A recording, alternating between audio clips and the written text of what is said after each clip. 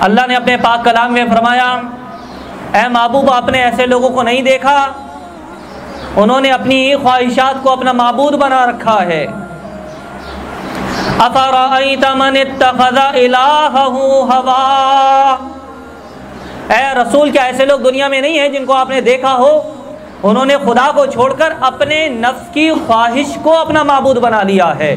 یعنی اللہ فرماتے ہیں نماز پڑھو، نفس کہتے ہیں نہیں سو جاؤ آرام کرو، یہ نفس کی مانتا ہے۔ اللہ فرماتا ہے کہ میرا قرآن پڑھو، یہ نفس کی مانتا ہے نہیں آنکھوں کو آرام دو، تھوڑی دیر نیند پوری کر لو۔ اللہ فرماتا ہے کہ بھوکے اور پیاسے رہو، یہ شہر رمضان اس لیے ہے کہ تم تکلیفیں اٹھاؤ، بھوک اور پیاس کا احساس کرو، صبح سے شام تک روزے رکھو، لیکن یہ اپنے نفس کی مانتا ہے کہ تم بھوکے رہو گے تو کمزوری ہو جائے گی،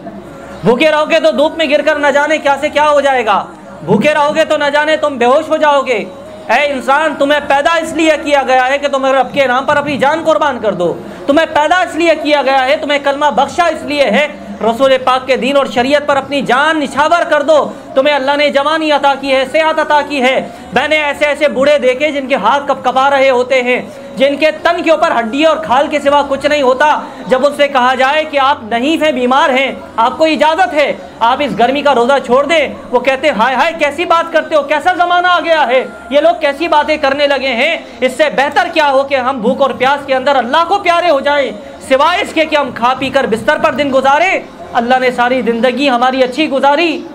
اب بڑھاپے میں آ کر نافرمانی کریں۔ ہم تو روزہ قضا نہیں کریں گے، ہم تو روزہ نہیں چھوڑیں گے، چاہے کچھ بھی ہو جائے، جان جائے بھلے چلی جائے، جان دی ہوئی اسی کی تھی، حق تو یہ ہے کہ حق ادا نہ ہوا۔